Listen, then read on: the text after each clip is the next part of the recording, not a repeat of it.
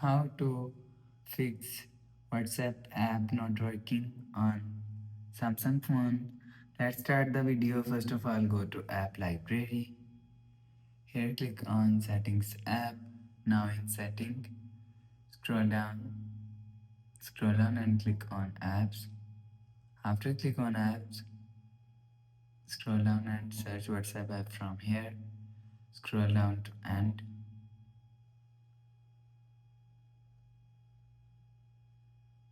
You will see WhatsApp app is here. Click on WhatsApp app.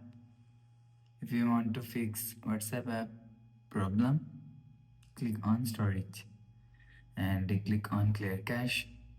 After click on clear cache, click on clear data. After click on clear data, you will see your problem is solved. So if it's still not solved, so reinstall your WhatsApp app. After install, you will see your problem is solved. So that's how you can fix WhatsApp app not working on Samsung phone. If you like the video, please subscribe. Thanks for watching.